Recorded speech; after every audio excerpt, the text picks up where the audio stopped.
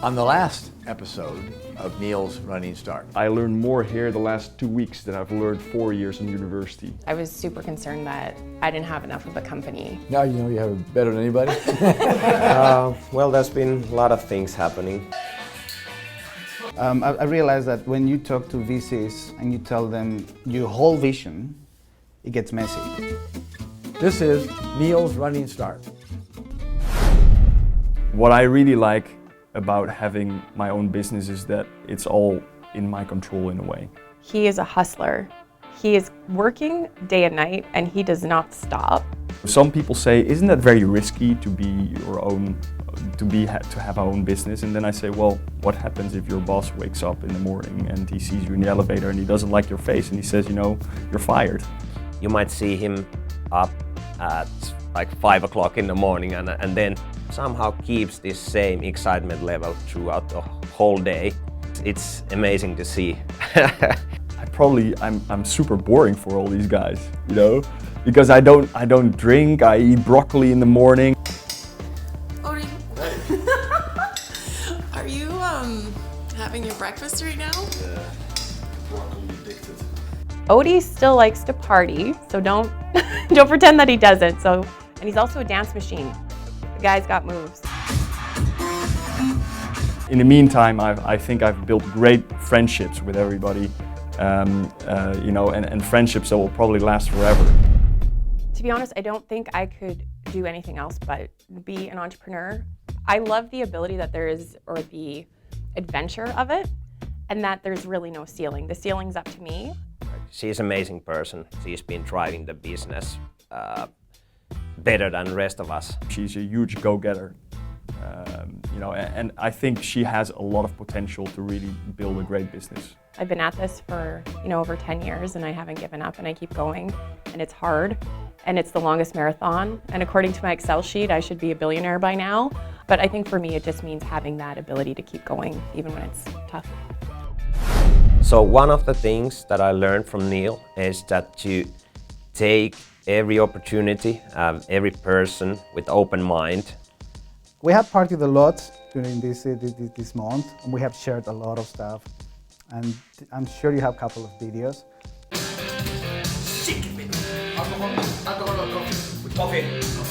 Auntie, he is full of personality, and it's interesting when you see him in a boardroom, so professional, and then you get out and he just has this very, has a lot of charisma about him, and I think people are really drawn to him.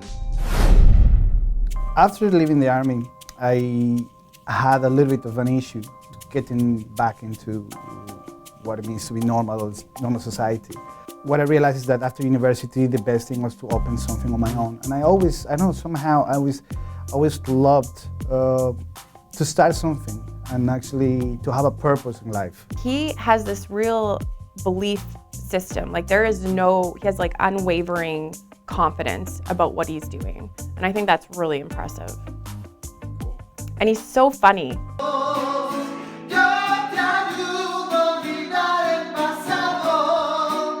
So fast-paced and outgoing that you really have to keep kind of, you have to run faster to keep up with him. You need to be able to cope with everything that life throws at you. And like Santo said, like the best opportunity, you know, the best opportunities are those that are the most difficult. So usually people tend to go against that, but I like to take the difficult thing. So today is the last day, and they're ready to go home.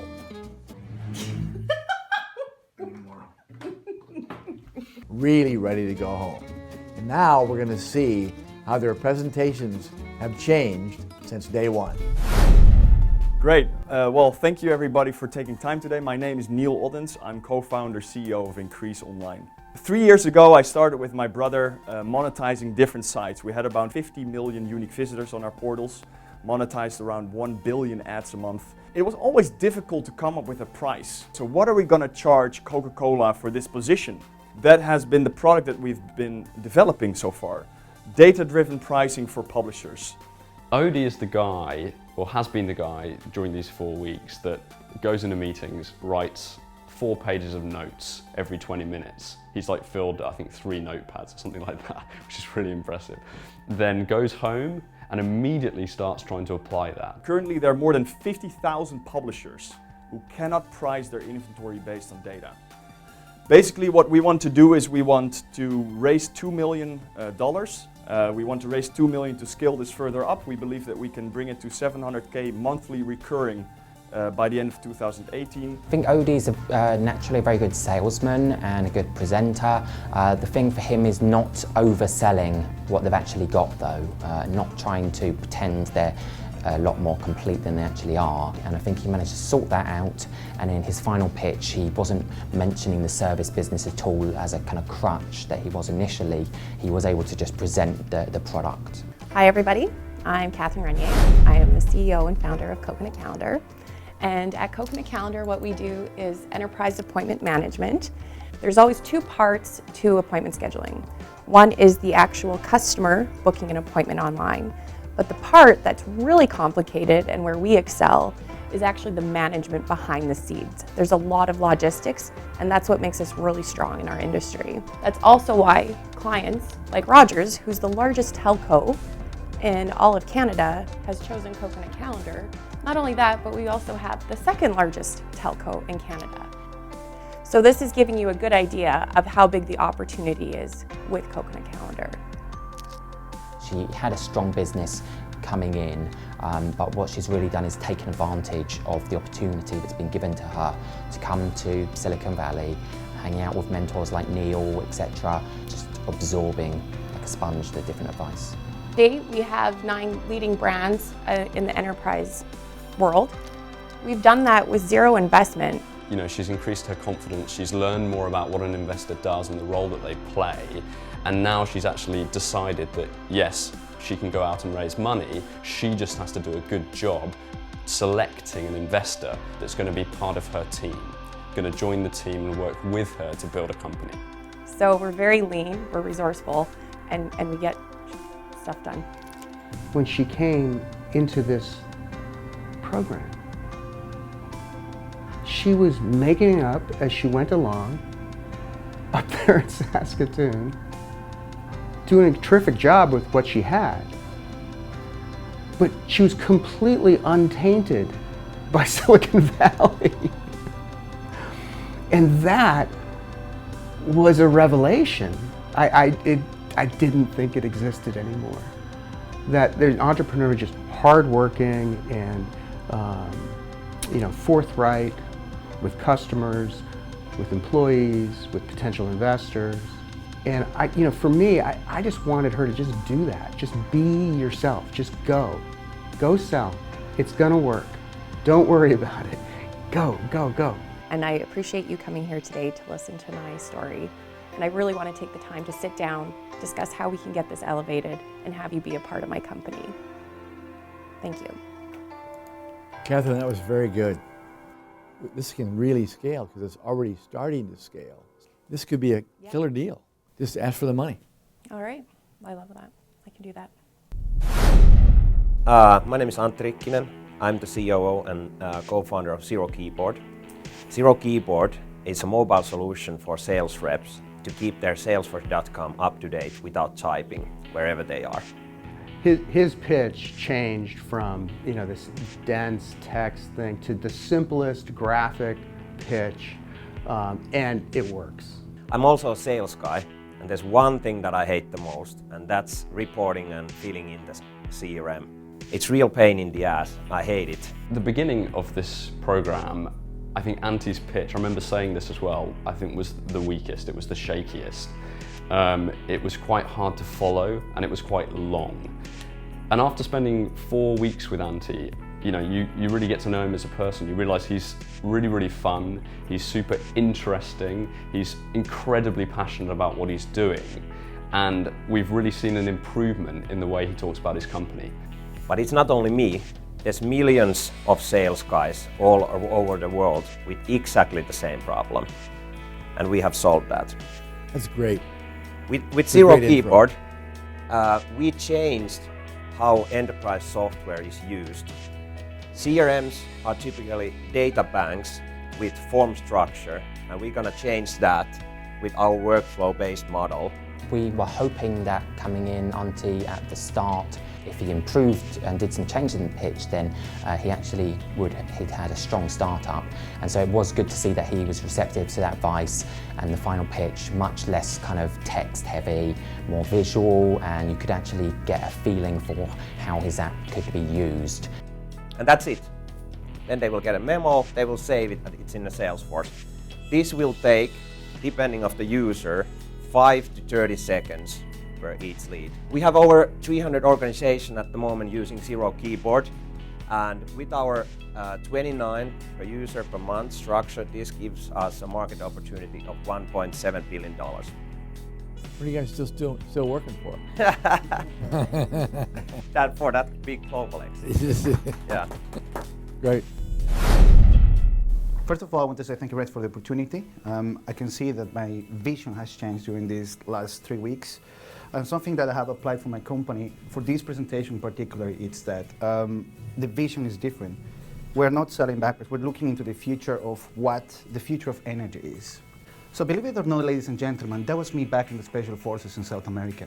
He's incredibly good at selling himself and selling a vision and making you believe in him.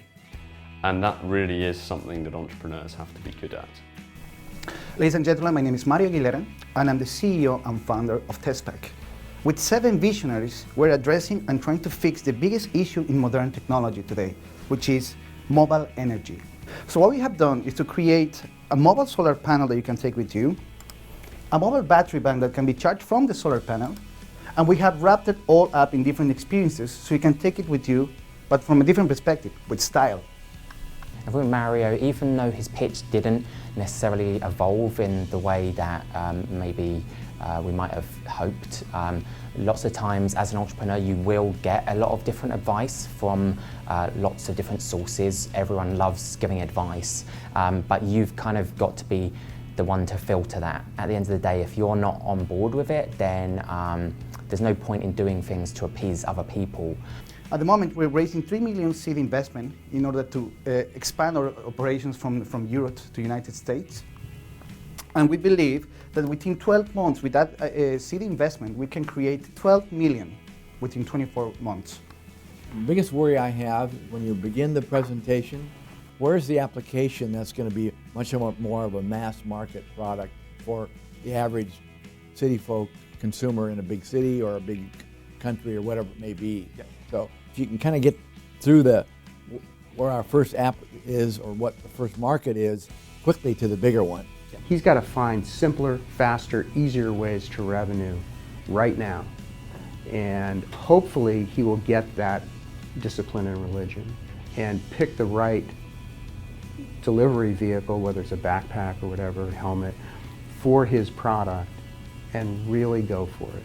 Something I learned during this trip is that if we're going to approach the consumer sector, we need to do it directly to the consumer, not through distributors. And that's something that I need to tackle as we go along after this week, actually.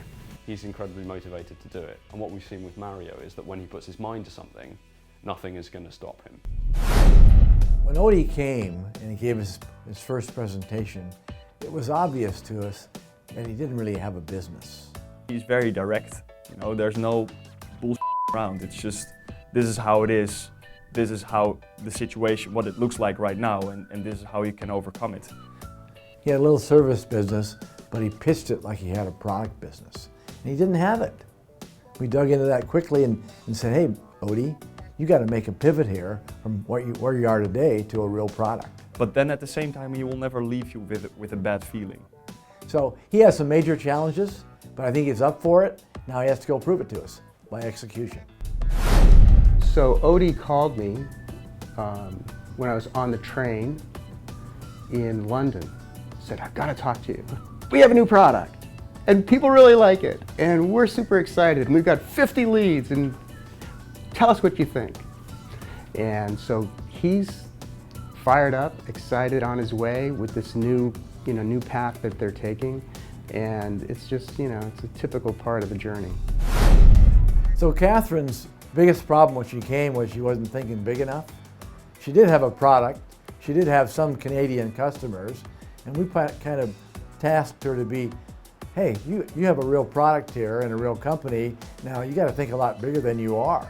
I was absolutely floored at how quickly he could identify what my weaknesses were, what my strengths were, and when he made his assumptions, he was exactly right. So then I'm like, these aren't assumptions. This is a skill he has to find out who people are with unconventional questions in less than 2 minutes. And even if I only had that conversation with Neal, I walked away from that being like, oh, unreal. Her revenue now is increasing. She's starting to build a business. And in addition, she has raised some venture capital. So a 30-day window for Katherine has been very, very productive. So we will see. Auntie's presentation in a month has gone from very technical to a visual, customer-centric type of. I actually just sent my pitch deck, the original pitch deck, and compared that one to the current one. I'm like, how is it possible that this has happened in a month? So that kind of tells that when you all the time iterate, pitch, iterate, pitch, and at the same time also do the customer work, you realize that, hey, we did so much in 1 month that it's almost impossible to kind of predict. In a lot of ways, the pitches now are better because everyone's more confident about what they're doing. But in another way, because they've learned so many lessons, they're actually changing their companies, and so they have to start again with the pitch, because your pitch is just a reflection of your business. Keep your pitch simple, and if people are interested, they will ask you a lot of questions. So Mario came to us with 3 products, and all of us kind of cringed, said, you know, you got to focus on 1 and not 3. So the message for Mario the entire month was focus, focus, focus. I didn't get it in the beginning, the first week that when I was here. But as I met all the startups or companies that he advised and that he found and that he funded, actually, I could see that actually it's step by step. Sometimes we try to fly, when sometimes we have to first walk. He decided that he's going to still do the 3 products and he's going to be successful. Well, I still think that he's probably gonna do everything, but you know, that doesn't really matter. I mean, you know, I bet if I call him in 2 months, he says that he has done the helmet. Yesterday he was writing the patent for the helmet, right, in the middle of the night, so he'll probably still do it. That's fine. I mean, you should not listen to everything that people say. Mario is an interesting person. You know, the whole world is telling you no, no, no, no every day. If you're talented, you're good, you do your shit right, you're gonna get investment, you're gonna go far. And he's just crazy enough, or he's just energetic enough, or he's just something enough to pull this off. So Katherine's performance has been fantastic. We've asked her to hire new people. Since I've left, we've hired additional people. We've asked her to close the U.S. customer. I think people were skeptical that we could do it, that we could get a contract of that size. We've asked her to expand in Toronto. We're expanding into the Toronto market like we planned. So Chris, Harry, and I have decided to be personal investors. It's so impressive that she's got to this stage, and what she needs to do now is decide what she's going to do and how she's going to move forwards with these investors who are showing her interest. The best part about it is it's an incredibly simple story. Most of the really good product companies are incredibly simple. And you know, having experience in product companies in the past, I thought, hey, I might be able to help her a little bit. Like, who would have thought me starting from small town Saskatchewan, all against investment, to coming here, having my life completely changed, and then getting investment, and now working with some of the most sophisticated investors in the Valley. I mean, that's unreal. What I will take back is thinking big, but starting where you're right now. I think the most important one was from last night, from the farewell dinner, when he said that, hey, whatever you do, don't fuck this up. Don't fuck this up. Well, he said it in a little bit of a different wording, but basically he said, don't screw it up. Don't fuck this up. Be aware of the problems in your business, you know, grasp them, make sure that you really face it the way it is, and don't screw it up. You just spent a month here with legends that know everything and taught you so much. If you cannot leave here and get this shit done, like what the fuck? Like do it. So this is the end. And what have they learned? Well, they got exposure to Silicon Valley's pace, mentality, massive networking. And as they leave, I've seen dramatic improvement in their understanding of their business and their ability to execute. And I think it's provided them the foundation for success in the future. I'll be traveling to Europe in the next few months. And the next entrepreneur that I meet could be you. And I'll invite you to Neal's Running Start.